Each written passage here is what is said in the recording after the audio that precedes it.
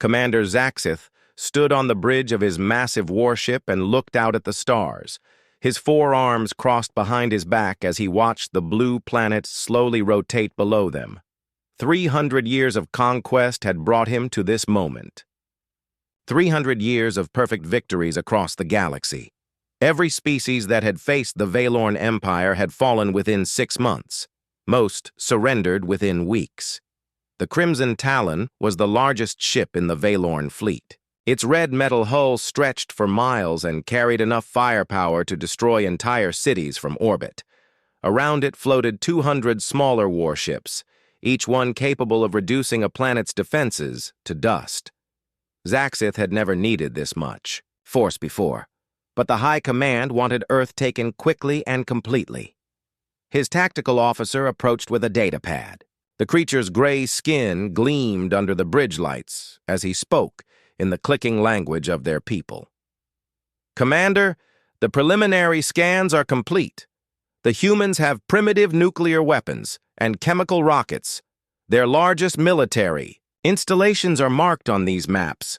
We count roughly 8 billion individuals across the planet's surface." Zaxith took the pad and studied the information. The humans had divided themselves into nearly 200 separate nations. They fought constant small wars against each other using crude projectile weapons and explosive devices. Their technology was at least 500 years behind Valorn standards. This would be the easiest conquest yet. "What about their communication systems?" Zaxith asked. "Basic radio and primitive computer networks. We have already learned their primary languages. The translation protocols are ready for the surrender demand." Zaxith nodded. The Valorn way of war was simple and had never failed. First, they would demonstrate their superior technology by destroying a few military targets from orbit. Then, they would land shock troops in major population centers. Finally, they would give the species 72 hours to surrender unconditionally. Every intelligent species valued survival above all else. When faced with certain destruction, they always chose to live as subjects rather than die as free beings. On the surface of Earth, Captain Lisa White was finishing her morning coffee in the command center of the USS Defender when the first alien transmission came through.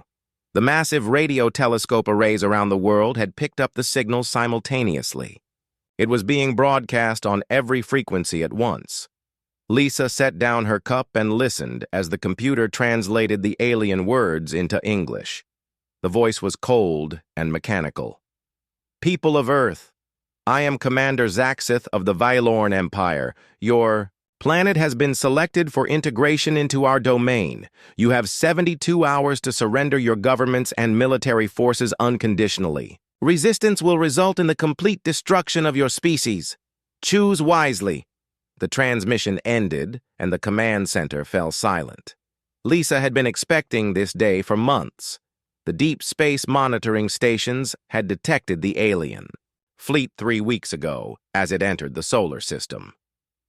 World governments had been quietly preparing for this moment, though most people on Earth still had no idea what was coming. Lisa picked up the red phone that connected directly to the Pentagon. "This is Captain White. The aliens have made contact. We need to implement Protocol 7 immediately." Within minutes, similar calls were being made around the world. In Moscow, General Viktor Petrov was briefing the Russian president. In Beijing, Admiral Chen Lu was coordinating with the Chinese military command. In London, Air Marshal James Burton was reviewing Britain's limited space defense capabilities. President Jake Morrison was in the Oval Office when his chief of staff burst through the door. "Mr. President, we've received the alien ultimatum. The Security Council is being called into emergency session. General Pete Adams is on his way." Morrison had been dreading this moment since the alien fleet was first detected. Earth's combined military forces were no match for the technology displayed by the approaching ships. The aliens had traveled between stars while humans had barely managed to establish a few bases on the Moon and Mars. General Adams arrived within the hour. carrying a thick briefing folder. He was a tall man with gray hair and tired eyes who had spent his entire career preparing for conflicts that seemed impossible to win. "Mr. President, I'll be direct. We cannot defeat these aliens in conventional warfare. Their technology is centuries ahead of ours. Our best nuclear weapons would barely scratch their smallest ships." Morrison nodded grimly. "What are our options, General?" "We fight anyway, sir. The preliminary analysis suggests the aliens expect us to surrender quickly like every other species they've conquered. They've never faced an enemy that refused to give up. If we can make this costly enough for them, they might decide Earth isn't worth the trouble." The president looked out the window at the peaceful Washington morning. People were going about their daily lives, unaware that their world was about to change forever. "How long do we have?" 72 hours until their deadline, but we expect them to begin military operations much sooner. They'll want to demonstrate their power before we have time to prepare. Around the world, similar conversations were taking place in every capital. The leaders of Earth faced an impossible choice. They could surrender and hope the aliens would be merciful rulers, or they could fight against overwhelming odds and likely doom their entire species. But as the hours passed and the debate continued, something remarkable began to happen. Nation after nation chose to fight. Countries that had been enemies for decades suddenly found themselves united against a common threat. Ancient grudges were set aside as humanity prepared to face extinction together. The aliens had made one critical error in their assessment of human nature. They believed that any intelligent species would choose survival over freedom when faced with impossible odds. They had never encountered a species that would rather die standing than live kneeling.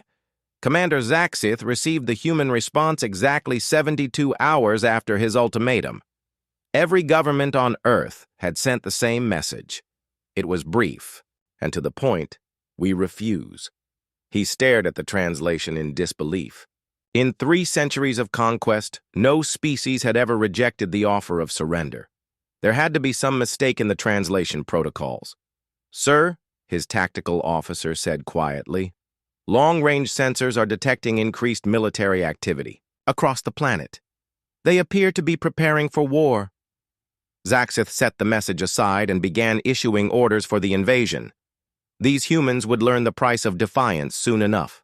The first Valorn attack came at dawn. Bright beams of energy lanced down from orbit and struck military bases across 6 continents simultaneously. The Pentagon, Cheyenne Mountain, and dozens of other installations simply vanished in flashes of superheated plasma. But instead of breaking human resistance, the orbital bombardment only made it stronger.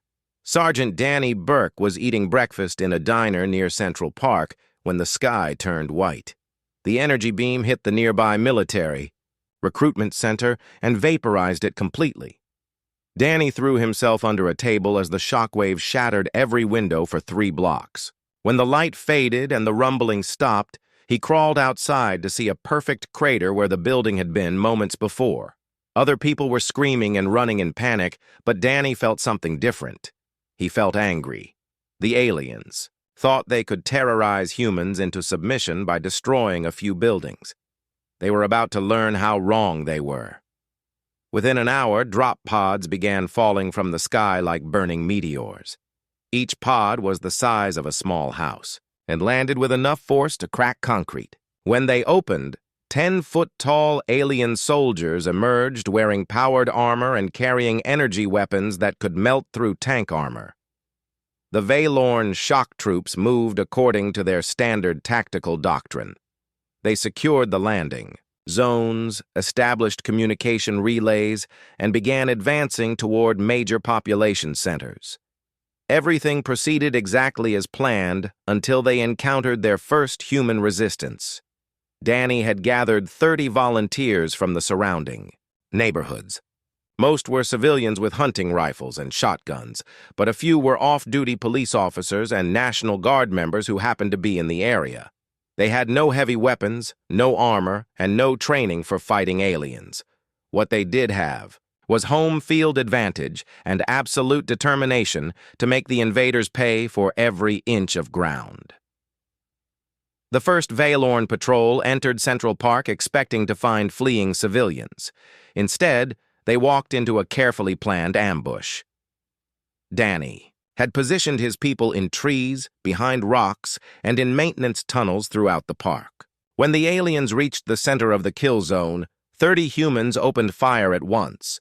The Valorn soldiers were protected by energy shields that could stop tank rounds, but they had never faced an enemy that used such chaotic tactics. Some humans fired high-powered hunting rifles at the shields, while others threw homemade explosives. A few brave volunteers rushed the aliens with nothing but kitchen knives and determination. The attack should have failed completely. Human weapons were centuries behind Valorn technology. But something unexpected happened. The aliens' targeting systems could not keep up with humans who refused to follow logical combat patterns. Their shields were designed to stop organized military attacks, not desperate civilians who seemed to have no regard for their own survival. 2 aliens fell in the first exchange of gunfire. Danny watched in amazement as his hunting rifle somehow found a gap in the enemy's armor. The alien's green blood sprayed across the grass as it collapsed. The other Valorn soldiers began falling back, which was something their tactical manuals said should never happen against primitive opponents. 3 blocks away, Dr. Amy Collins was having her own encounter with alien technology. She had been walking to her laboratory at Columbia University when a Valorn drop pod landed in the courtyard. Instead of running like the other civilians, Amy hid behind a statue and watched the aliens deploy their equipment. As a physicist specializing in energy systems, Amy immediately recognized the basic principles behind the alien weapons. The energy rifles used focused plasma contained in magnetic fields. The personal shields created electromagnetic barriers that deflected incoming projectiles. The communication devices operated on quantum frequencies that human technology could barely detect. But Amy also noticed something the aliens had overlooked. Their technology was extremely advanced, but also extremely standardized. Every weapon looked identical. Every shield generator used the same frequency. Every communication device operated on the same quantum channel. The Valorn had achieved technological perfection, but they had also created exploitable weaknesses. Amy spent 2 hours watching the aliens from her hiding place, taking notes on everything she observed. When the patrol finally moved on, she ran to her laboratory and began working on countermeasures. Within 6 hours, she had developed a crude electromagnetic pulse device that could disrupt Valorn shields for approximately 30 seconds. More importantly, Amy had figured out how to jam the alien communication frequencies using modified radio equipment. If the humans could cut off communication between Valorn units, their coordination would collapse. Colonel Ryan Shaw was leading a squadron of F-22 fighter jets against the alien mothership when he discovered another weakness in Valorn technology. The aliens had assumed that any species capable of powered flight would use logical, predictable flight patterns. Their computer targeting systems were programmed to track objects that obeyed standard physics and tactical principles. Human pilots did not fly logically. They performed impossible maneuvers, ignored basic safety protocols, and seemed to actively seek out dangerous situations. When Ryan dove his fighter directly into the path of an alien energy beam, the Valorn targeting computer could not calculate his trajectory. It assumed no pilot would deliberately fly into hostile fire. Ryan's wingman, Captain Sue Martinez, followed his lead and began flying in completely random patterns. She rolled her fighter upside down, performed sudden direction changes, and flew so close to the alien ships that their sensors could not track her properly. The Valorn weapons kept missing because their computers could not understand why humans would take such insane risks. The air battle quickly turned into chaos as more human pilots adopted the new tactics. The aliens had superior weapons and stronger armor, but they could not hit targets that refused to behave predictably. Within 3 hours, the humans had shot down 12 alien fighters using nothing but determination and unpredictability. Back on the ground, the situation was equally chaotic. Valorn ground forces had expected to face organized military resistance that would follow established tactical doctrines. Instead, they encountered thousands of small groups using improvised weapons and guerrilla tactics. In Detroit, auto worker Tony Garcia was using a crane to drop car engines on alien patrols. In Ice, Texas, rancher Bill Davis was herding cattle into Valorn positions while his neighbors attacked from the flanks. In New York, construction foreman Mike Kelly was collapsing buildings on top of alien supply convoys. None of these tactics should have worked against superior alien technology. But the Valorn had never faced an enemy that turned everyday objects into weapons. Their tactical computers had no programming for dealing with humans who used garbage trucks as assault vehicles or turned subway tunnels into ambush points. By the end of the first day, Commander Zaxith was receiving casualty reports that defied belief. His forces had suffered 40% losses in the initial assault. No species in Valorn history had inflicted such damage during first contact. The humans were supposed to break after witnessing superior alien technology. Instead, they seemed to be getting more determined with each passing hour. Zaxith stood on his bridge reviewing the tactical data from the surface. Every algorithm predicted easy victory against such primitive opponents. But the algorithms had never accounted for enemies who ignored their own survival instincts. "Sir," his tactical officer reported, "the second wave is ready for deployment. Should we proceed with the original battle plan?" Zaxith looked at the blue planet below and felt something he had never experienced in 3 centuries of conquest. He felt uncertain, but his pride would not allow him to admit that primitive humans could threaten the mighty Valorn Empire. "Deploy. The second wave," he ordered. "Double the force strength. These creatures will learn the price of defying us." What Zaxith did not understand was that humans had already learned something far more valuable. They had learned that aliens could bleed. The second wave of Valorn forces landed exactly 48 hours after the first attack. Commander Zaxith had doubled the invasion force and equipped his soldiers with enhanced armor designed to counter primitive human weapons. He expected this assault to break human resistance completely. He was wrong. Lieutenant Katie Johnson crouched in the ruins of what had been downtown Seattle, watching the latest alien drop pods crash into the city center. 2 days ago, she had been a communications officer with no combat experience. Now she was leading a team of 20 volunteers who had somehow managed to capture an entire Valorn supply depot. Katie had learned something important during the first wave. The aliens were incredibly advanced, but also incredibly predictable. They followed the same tactical patterns every time. Land in the center of major cities, secure a perimeter, establish supply lines, then expand outward in organized sweeps. It was textbook military strategy, which made it easy to counter once you understood the pattern. Her team had spent the last day studying captured Valorn equipment. The alien weapons were far superior to anything humans had built, but they were also standardized to an extreme degree. Every rifle had identical power settings, range limitations, and recharge cycles.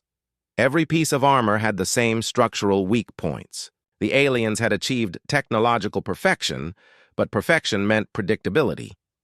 Katie's team had also discovered something the aliens apparently did not know about humans. Humans learned incredibly fast when their survival depended on it. In 48 hours, ordinary civilians had figured out how to use Valorn weapons, hack their communication systems, and exploit weaknesses in their armor.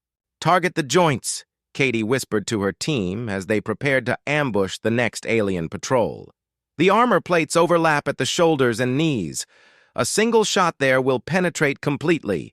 Her team was armed with captured Valorn rifles that had been modified using parts from hardware stores and electronics shops.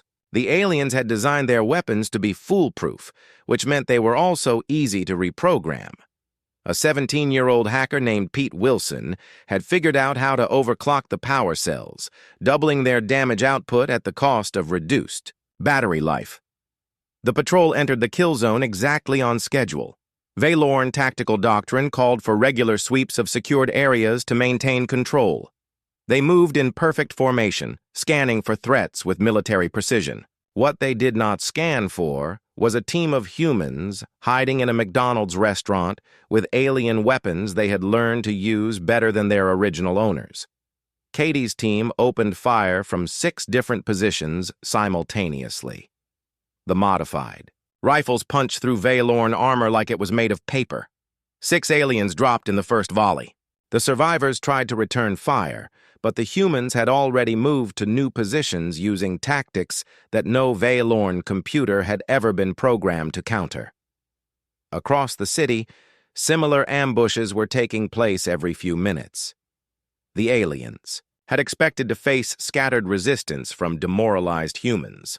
Instead, they encountered organized opposition that seemed to anticipate their every move. Tony Garcia had turned his auto repair shop into a weapons factory that produced anti-armor devices from farm equipment and car parts. He had discovered that Valorn personal shields operated on a specific frequency that could be disrupted using modified radio transmitters. His latest invention was a device that looked like a garage door opener, but could shut down alien defenses from 50 yards away.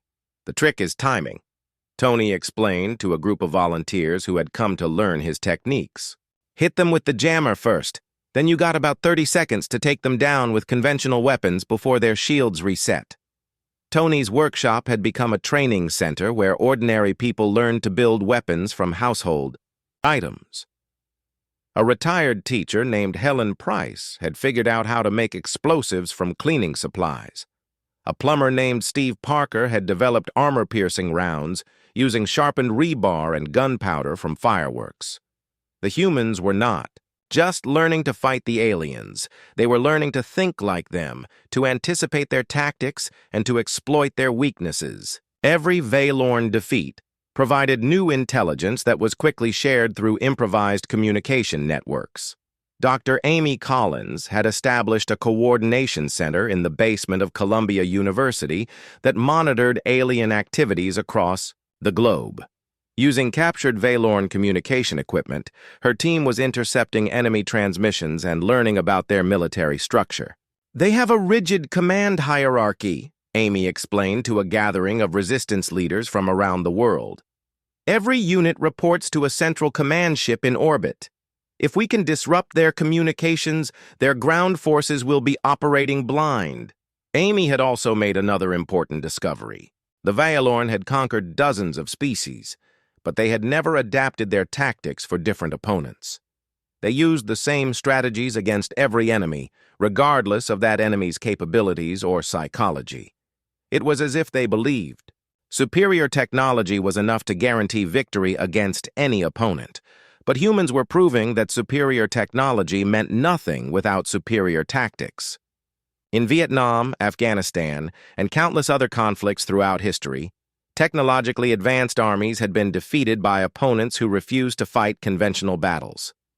The difference was that humans had been fighting each other for thousands of years. They understood guerrilla warfare, psychological operations, and asymmetric tactics. The Valorn had been so successful for so long that they had forgotten how to adapt to unexpected challenges.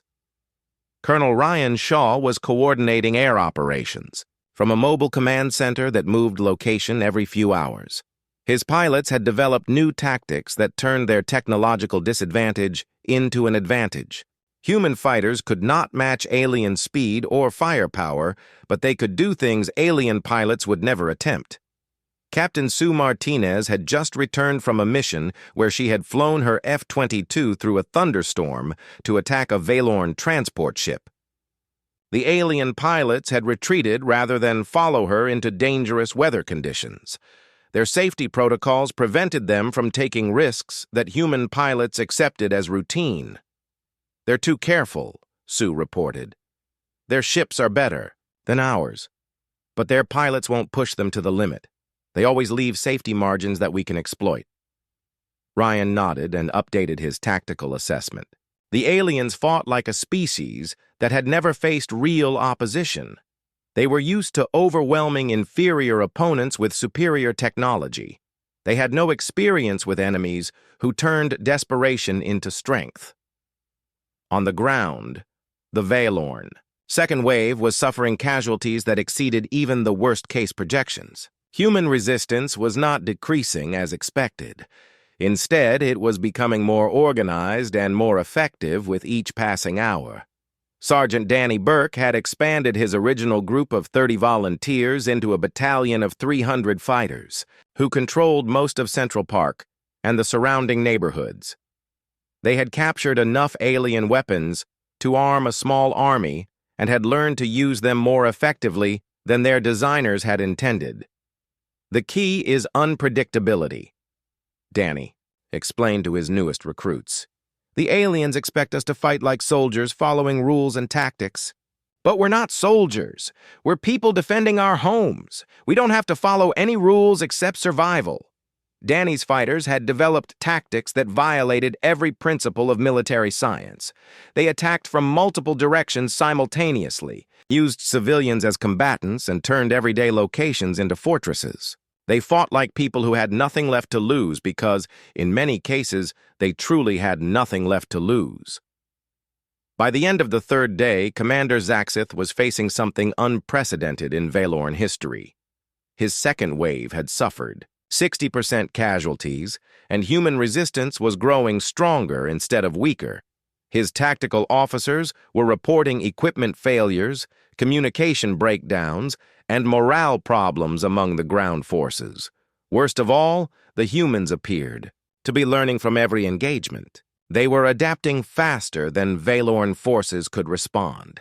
It was as if they were evolving their tactics in real time, something no other species had ever demonstrated. Zaxith stared at the tactical displays showing red zones spreading across every continent. Each red zone represented an area where human resistance had grown too strong for Valorn forces to maintain control. There were hundreds of them now, and the number was increasing every hour. For the first time in 3 centuries of conquest, Zaxith began to wonder if the Valorn Empire had finally encountered an enemy they could not defeat. Commander Zaxith stood in the war room of the Crimson Talon, his forearms trembling with rage and disbelief. 5 days had passed since the invasion began, and human resistance was stronger than ever. His military advisors were recommending retreat, something that had never happened in Valorn history. But Zaxith's pride would not allow him to admit defeat to primitive creatures who should have surrendered after the first demonstration of superior firepower. "Deploy the biological weapons," he ordered. "These creatures want to die fighting. We shall grant their wish." The plague ships descended from orbit like harbingers of death. Each vessel carried engineered viruses designed to target human DNA specifically. The bioweapons had been developed during previous conquests and had never failed to break enemy resistance. Most species surrendered immediately when they realized their entire population could be wiped out within days. Dr. Helen Price was working in her makeshift laboratory in the ruins of the Centers for Disease Control when the first reports of illness began arriving. She had been a virologist before the invasion, specializing in rapid vaccine development. Now she was humanity's best hope for survival against an enemy that fought with diseases instead of bullets. The alien virus was unlike anything Helen had ever encountered. It attacked human cells at the genetic level, rewriting DNA sequences and causing massive organ failure. Under normal circumstances, developing a cure would take years of research and testing. But these were not normal circumstances, and Helen was not working under normal constraints. She had something the aliens did not expect: samples of their own genetic material taken from captured soldiers. The Valorn had assumed that humans were too primitive to understand alien biology, but they had underestimated human adaptability once again. Helen worked for 72 hours straight, using every piece of captured alien medical equipment she could find.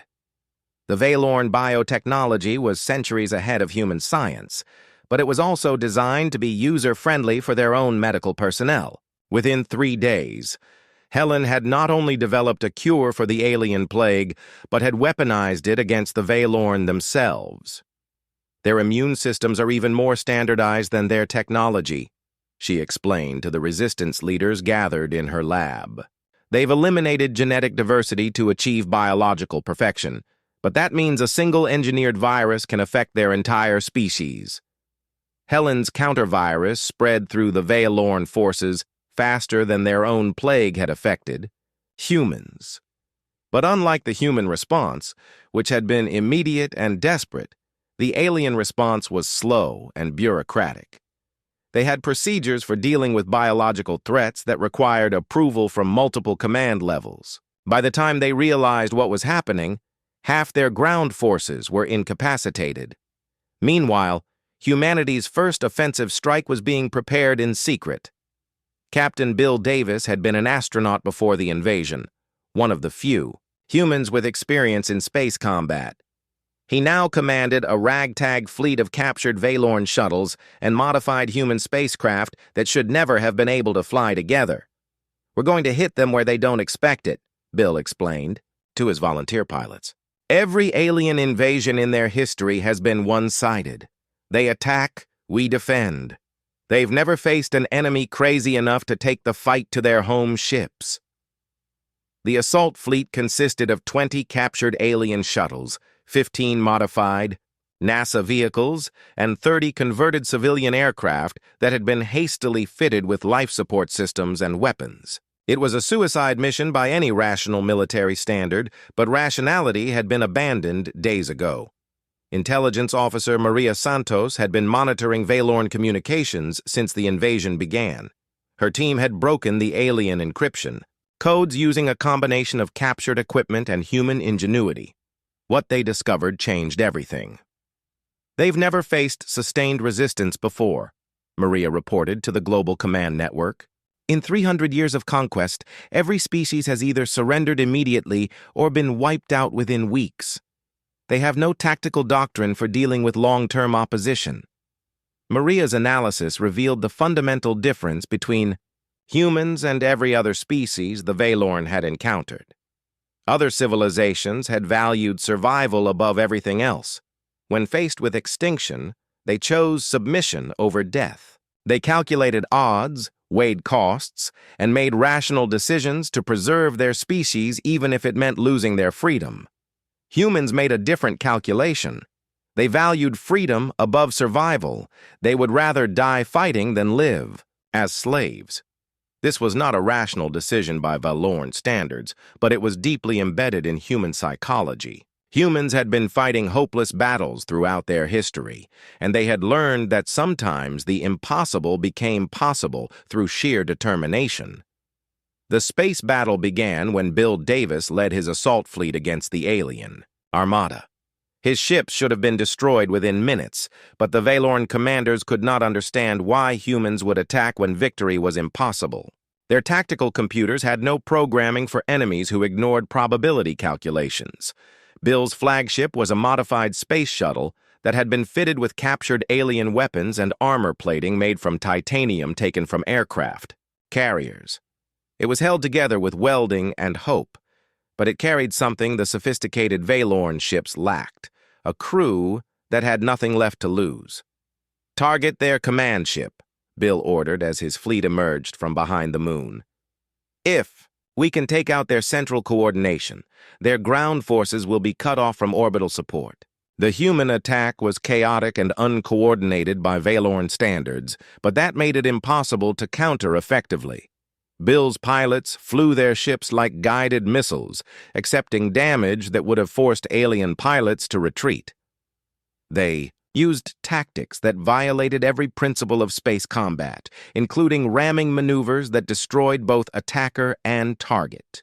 On the surface, the counteroffensive was expanding across every continent. General Nancy Green had assumed command of the global resistance after the Pentagon was destroyed. She coordinated attacks from a mobile command center that never stayed in one location for more than 6 hours. "Hit them everywhere at once," she ordered. Don't give them time to regroup or reinforce. Every Valorn position on the planet needs to be under attack simultaneously.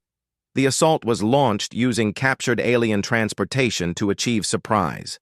Valorn dropships that had been hijacked by human forces suddenly appeared over alien strongholds, disgorging teams of fighters who knew every weakness in enemy defenses. The aliens found themselves fighting an enemy that used their own technology against them more effectively than they used it themselves. Captain Alex Turner was leading the final assault on the Crimson Talon when he realized that victory would cost him his life. His fighter had been cobbled together from parts of a destroyed F-22 and a captured Valorn scout ship. It should never have been able to fly, let alone fight in space. But human engineers had made the impossible work through determination and creative problem-solving. "I've got a clear shot at their main reactor," Alex reported over the radio. "But I'll have to ram it to punch through their armor." There was a moment of silence before Bill Davis responded. "Understood, Alex. Do it." Alex aimed his hybrid fighter at the heart of the alien command ship and pushed his engines to maximum power. He thought about his family, about Earth, about the future his sacrifice might make possible. Then he crashed into the Crimson Talon's reactor core at nearly the speed of light. The explosion lit up space like a small star.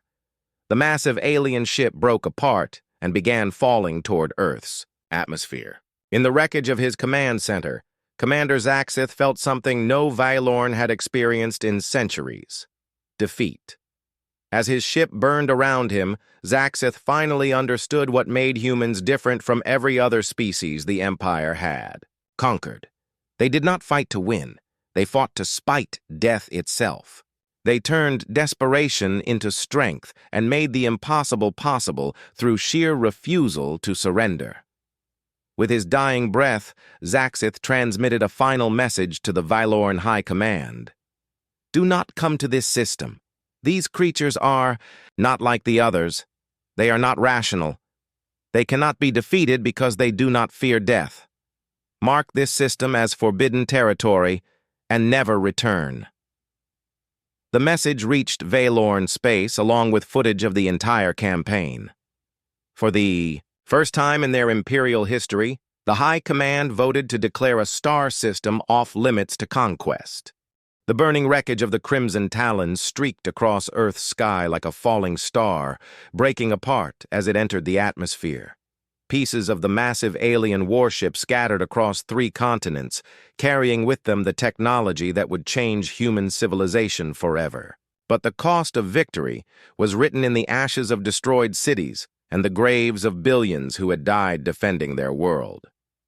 President Jake Morrison stood at the podium in the temporary United Nations building in Geneva, looking out at an assembly that included too many empty chairs. The original UN headquarters in New York was a crater. London, Tokyo, and Moscow bore similar scars. Entire regions of Earth were uninhabitable, poisoned by alien weapons or contaminated by the wreckage of spacecraft. "We gather today not to celebrate victory, but to honor sacrifice," Morrison began. "We faced extinction and chose defiance. We looked into the abyss and refused to blink. The price was higher than anyone could have imagined, but the alternative was the end of human freedom, forever." Dr. Helen Price sat in the front row, her hair now completely gray, despite being only 35 years old. The stress of developing biological countermeasures while under constant attack had aged her beyond her years.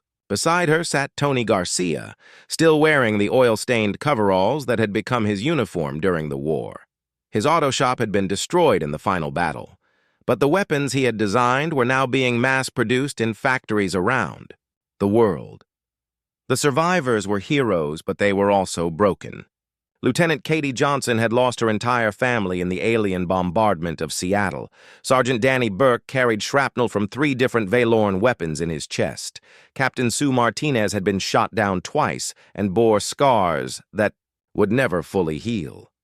They had won the war, but victory felt hollow when measured against what they had lost. General Nancy Green was coordinating the global recovery effort from her new headquarters in the rebuilt Pentagon. The challenge now was not fighting aliens but rebuilding a civilization that had been shattered by 6 months of total war. Billions were dead, infrastructure was destroyed, and entire ecosystems had been poisoned by alien weapons. But humanity had advantages now that they had never possessed before. The captured Valorn technology was centuries ahead of anything humans had developed independently.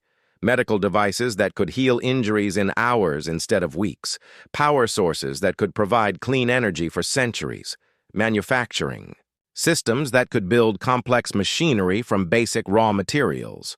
Dr. Amy Collins had been appointed head of the New Earth Defense Initiative, a global organization tasked with preparing for future alien contact. Her first priority was reverse engineering Valorn technology to build defenses that could protect Earth from other potential invaders.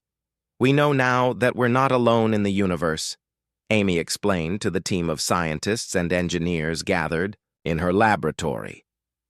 "The Valorn conquered dozens of species before they came here. There might be others out there who see Earth as a target. We need to be ready." The captured alien database contained star charts showing the locations of dozens of conquered worlds.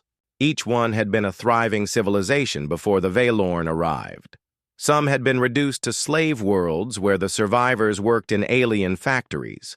Others had been completely depopulated, their resources strip-mined to fuel the Valorn war machine. But there was hope in the database as well. Intelligence Officer Maria Santos had discovered that several species had survived Valorn conquest by hiding in remote star systems or underground colonies. Earth's victory had sent shockwaves throughout the galaxy. For the first time in centuries, conquered peoples were beginning to believe that the Valorn Empire could be defeated. "We're receiving transmissions from at least 12 different species," Maria reported. "They want to form an alliance against the Valorn. They're calling us the Breaker species, the ones who broke the chain of conquest." The idea of humanity leading a galactic rebellion would have seemed absurd just months ago. But the humans who had defeated the Valorn were no longer the same species that had been quietly exploring their own solar system when the invasion began. They had been forged in the fires of an impossible war and had emerged stronger than anyone could have imagined. Captain Bill Davis had survived the space battle, though his ship had been destroyed in the final engagement. He now commanded the first human interstellar vessel, built using a combination of captured alien technology and human engineering. The ship was a hybrid that should never have worked, but human engineers had learned to make the impossible routine. "We're not going out there as conquerors," Bill explained to his crew as they prepared for their first mission to contact alien survivors. "We're going as liberators. Every species the Valorn enslaved deserves the chance to be free again." The Iowa mission was dangerous in ways that had nothing to do with space travel. Humans had proven they could fight aliens, but they had no experience with diplomacy between species. They would be representing not just Earth, but the concept of resistance itself to civilizations that had forgotten what freedom looked like. But if there was one thing the war had taught humanity, it was that impossible things became possible when people refused to accept defeat. The same determination that had driven civilians to fight alien soldiers with hunting rifles would now drive humanity to build alliances across the galaxy. Dr. Helen Price had established the first interspecies medical research facility using captured Valorn biotechnology to develop treatments for diseases that affected multiple alien species. Her work during the invasion had saved not just humanity, but had implications for every species that had ever faced Valorn biological weapons. "The Valorn thought they could use our genetic diversity against us," Helen explained to a gathering of alien representatives. "But diversity is not weakness, it's strength. The more different we are from each other, the harder it is for any single threat to destroy us all." The lesson applied to more than just biology. The Valorn had conquered the galaxy by facing one species at a time, overwhelming each with superior technology and unified tactics. But an alliance of diverse species would be much harder to defeat. Each member would bring different strengths, different perspectives, and different solutions to common problems. On Earth, the rebuilding continued with assistance from alien refugees who had escaped Valorn slavery. The planet was healing, but it would never be the same. Cities bore scars from energy weapons. Monuments honored the billions who had died defending their world. Children grew up learning about the war from parents who had lived through it. But there was something new in the human spirit that had not existed before the invasion. A confidence born of surviving the impossible, a knowledge that no challenge was too great if people were willing to sacrifice everything to overcome it. Humanity had looked at the most powerful empire in the galaxy and decided to fight anyway. The memorial wall in the rebuilt United Nations building contained millions of names.